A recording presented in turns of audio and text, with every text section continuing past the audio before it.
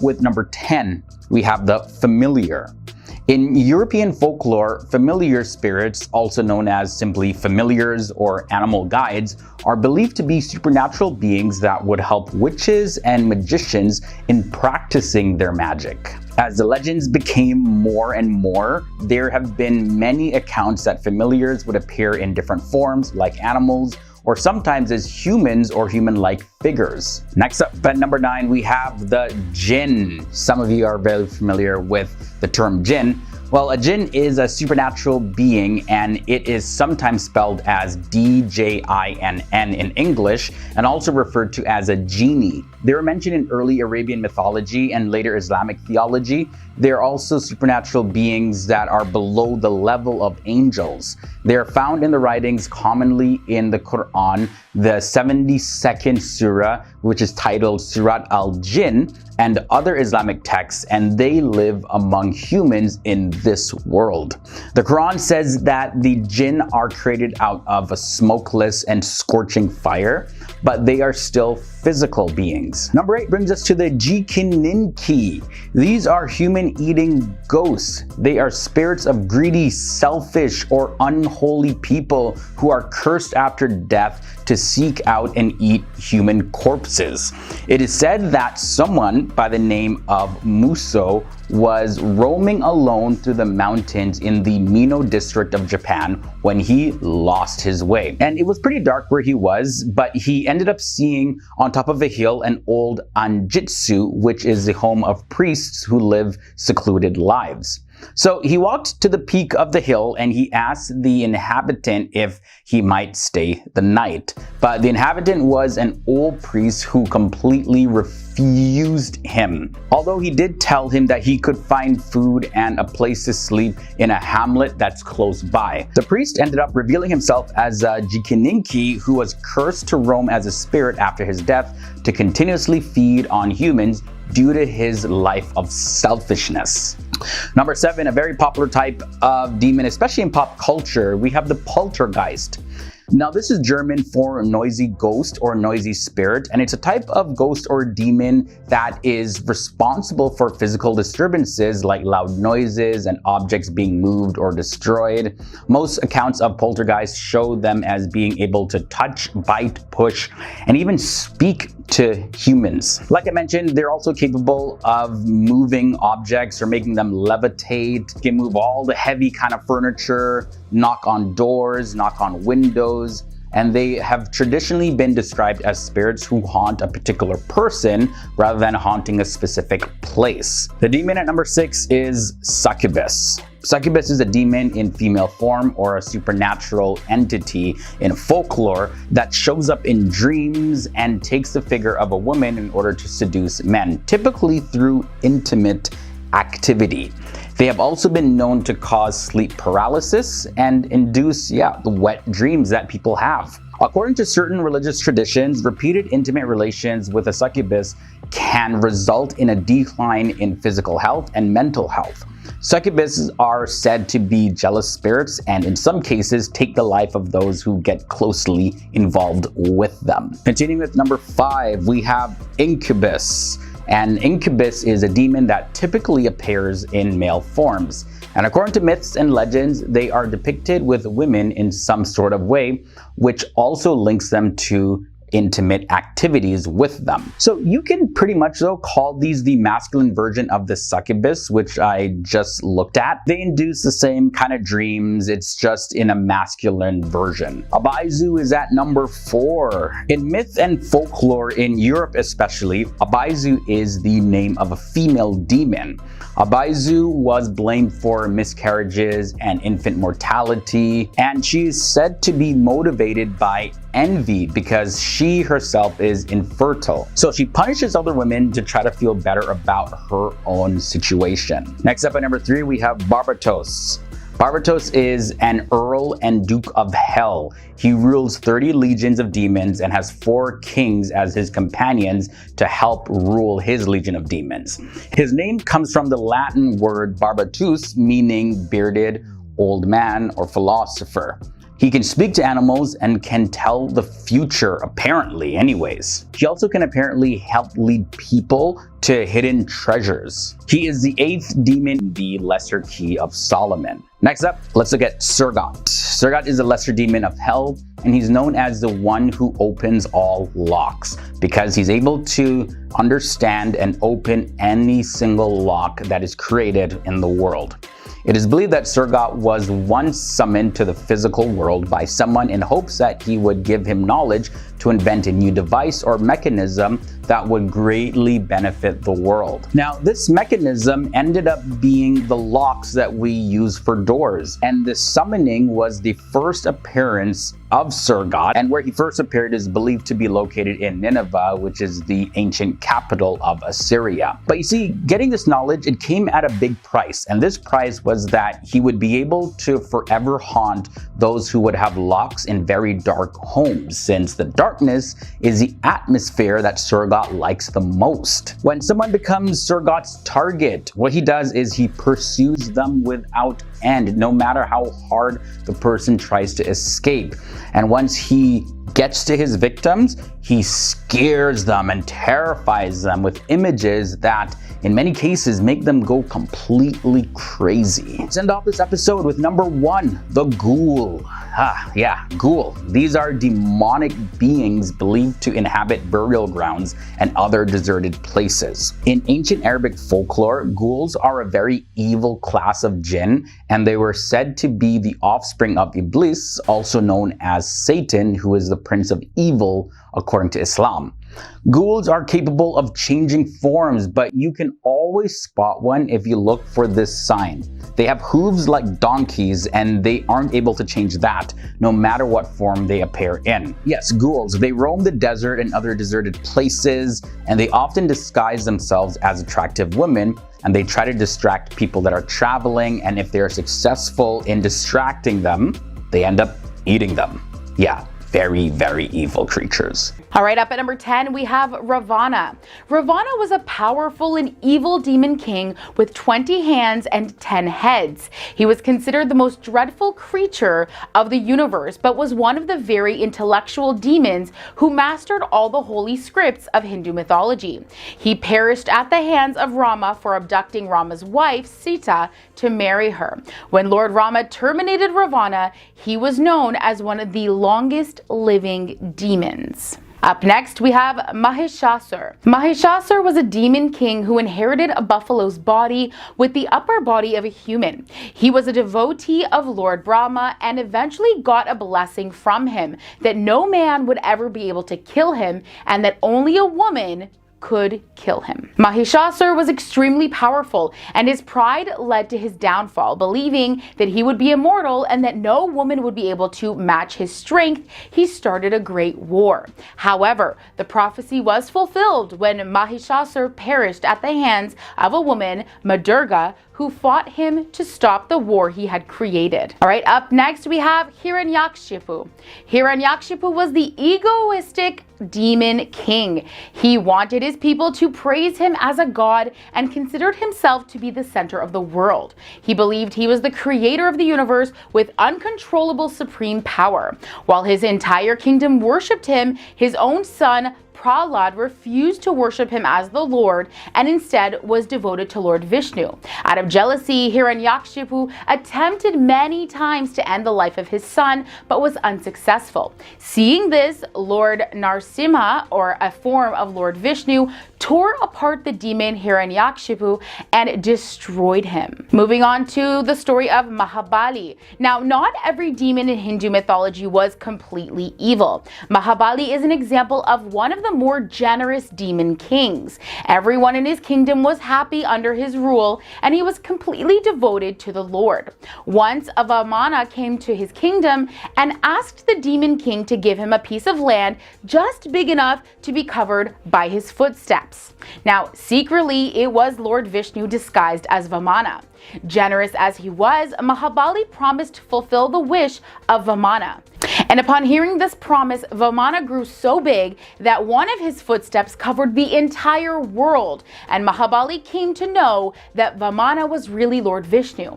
To seek blessings from the Lord, Mahabali asked Vamana to put the next footprint on his forehead. But of course, as a result of receiving the Lord's giant footstep on his forehead, Mahabali perished. Up at number 6, we have the story of Raktabija. Raktabija was one of the strongest demons who had a very unique blessing that if even one drop of his blood fell on the ground, from that same drop, a duplicate of him would be born. This meant that it was very difficult to defeat or terminate Raktabija, so no one dared to challenge him. Every time Raktabija's duplicate was formed, his power would increase. Now, in a battle with the goddess Durga, Raktabija's blood spilled to the ground and thousands of Raktabija were born. Eventually, the Hindu goddess Kali came forward and pierced the demon, making sure to drink every drop of blood that spilled before it could ever hit the ground, and in essence, terminating him. Now, up at the halfway point in today's video at number 5, we have Narakasura.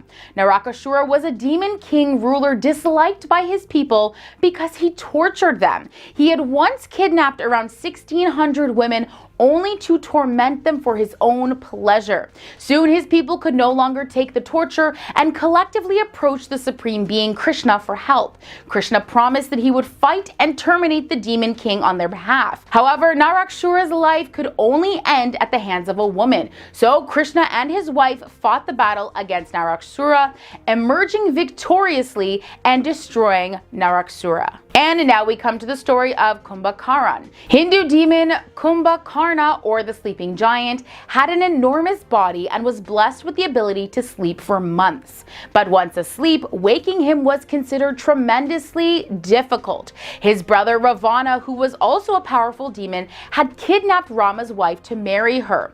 When war broke out between the two, Ravana needed his brother's help to win the war. To wake him from a deep sleep, Ravana had 1,000 elephants walk over Kumbhakaran, waking him in time for battle. Now, Kumbhakaran knew that his brother was doing wrong, and for that, he tried to convince him to stop, but Ravana would not listen. Out of loyalty, Kumbhakaran fought against Rama for his brother. He destroyed most of Rama's army in the battle, but eventually perished at the hands of Rama. Up next at number 3, we have the story of Tarakasura. Tarakasura was an evil demon king who defeated his challengers and forced them to become his servants. He praised the gods and eventually received their blessings. However, he began to misuse his power and many innocent perished at his hands. As per his blessing from the gods, Tarakasura could only be defeated by the son of Lord Shiva, but at the time, Shiva had no children. However, after Shiva's marriage to Parvati, Kartikeya was born. Kartikeya then fought Tarakasura and destroyed him and all of his brothers. Moving on to the story of Surpanaka. Surpanaka was a wicked demoness and the sister of the demon king Ravana. She was considered very ugly and married to Dushtabudi. Dushtabudi was terribly greedy and wanted Ravana's kingdom. When Ravana heard about his intentions, he destroyed Dushtabudi, leaving Surpanaka a widow. A few years later, she saw Lakshmana and Rama roaming around the forest. She was attracted to them and of course wanted to marry them. However, both of them declined her proposal and she became angry. To try and win their love, she attempted to attack Sita, the wife of Rama, and the sister-in-law of Lakshmana. Because of this, Lakshmana chopped off her nose and Rama declared a battle against her. In the end, Rama emerged victoriously and Surpanaka left alone and in tears. And up at number 1, perhaps one of the most evil demons that I found was Putna. Lord Krishna appeared as a supreme personality on earth to destroy all the demons and protect his devotees. Putna was the demoness who practiced the art of taking the lives of infants through black magic. One day, Putna dressed herself as a beautiful girl and entered the infant Krishna's house to end his life. When Putna entered the room, she took Krishna onto her lap. The wicked demoness had smeared poison on her nipple and pushed it into his mouth, expecting him to die as she fed him. However, her plan failed, and instead, the infant Krishna sucked the life out of her. Eventually, the demoness returned to her normal form and perished, screaming in pain as her body extended up to 12 miles, crashing into trees and the village houses. All right, starting off at number 10, we have Umibozu, also known as the sea priest. This creature is a paranormal phenomenon, or yokai, from Japanese folklore. Little is known of the origin of Umibozu, but it is a sea spirit, and as such has multiple sightings throughout Japan.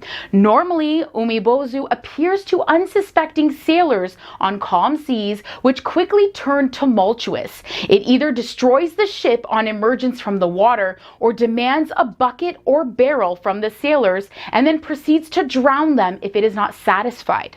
Apparently, the only safe way to escape an umibozu is to give it a bottomless barrel and sail away while it is examining the barrel in confusion. All right, up next we have will-o-wisps. In folklore, a will-o-wisp is an atmospheric ghostly light seen by travelers at night, especially over bogs, swamps, marshes, or lakes.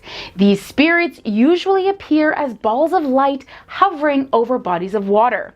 While they are rumored to lead the way to treasures and safety, they're actually evil spirits who lead people to danger.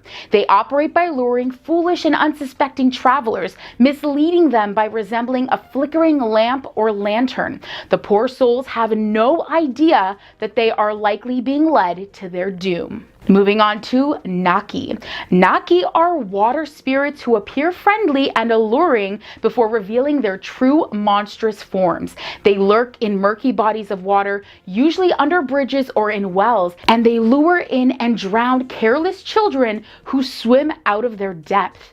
The legend of Naki is used as a warning to children not to wander alone near water. Another legend even says that they rise from the waters on midsummer's nights to join in the dancing and festivities of the young people, bewitching them, luring them back to the waters and into the depths of darkness. Whoo, that's creepy. All right, up at number 7, we have Ondine. Ondine is a sea nymph from an old German tale. Ondine, like other sea nymphs, was immortal, but lost her immortality after bearing children. She fell in love with a mortal knight who promised to love her with every waking breath. Unfortunately, he broke his promise and was unfaithful to her. He no longer loved her as she began to age, and when she found him with another woman, she reminded him of his promise to love her with every waking breath before sucking the breath out of him completely. To this day, some believe she haunts the waters in search of men who have betrayed or wronged their beloved, sucking their breaths out of them as punishment for being unfaithful to the vows they made. All right, up next we have Vedinimo. Known as the Mother of Waters, Vedinimo resembles a mermaid with the body of a fish and the torso and head of a human woman. Like a Greek siren, she sings and seduces humans into the murky depths. Fishermen used to throw their first catch back into the waters to appease Vedinimo and avoid her wrath. But laying your eyes on her was regarded as an extremely bad omen, and often a sign that the fishermen would not return home safely from their journey. Okay, so up at number 5, we have Kelpies. The mythical Kelpie is the Scots name given to a supernatural water horse that was said to haunt Scotland's lochs and lonely rivers. It has usually been described as appearing as a horse, but is able to adopt human form as an undressed woman. However, some accounts state that the Kelpie retains its hooves even when appearing as a human, leading it to its strange association with the Christian idea of Satan. The Kelpie would appear to its victims as a lost dark gray or white pony, but could be identified by its constantly dripping mane. It would then entice people to ride on its back before plunging them down to a watery grave. All right, and moving on to the Bukovac. Bukovac was sometimes imagined as a six-legged monster with gnarled horns. It is said to live in lakes and pools, coming out of the water during the night to make loud, terrifying noises and pouncing on people and animals to strangle them and feed on their corpses. Why it does this, who knows? But all I know is I don't want to be out there when this happens. Okay, this next one is a tongue twister, the Aspidocolone. I'm gonna go with it. This fabled sea creature is often described as a vast sea turtle monster with huge spines on the ridge of its back. No matter what form it is in, it is always described as being so huge that sailors mistaken it for an island. The turtle's shell appears to be rocky with crevices and valleys, with trees and greenery, and even sand dunes all over it to trick its victims.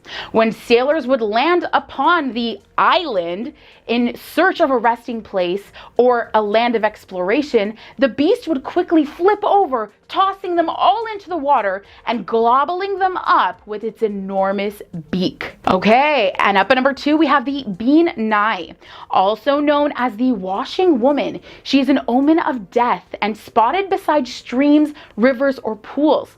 She is described as being small and having red webbed feet. She's usually found washing the blood-stained linens of those who are about to die.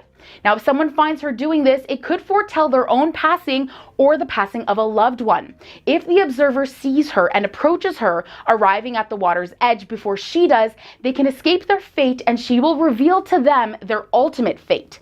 She will answer all their questions as long as they also truthfully answer hers in return.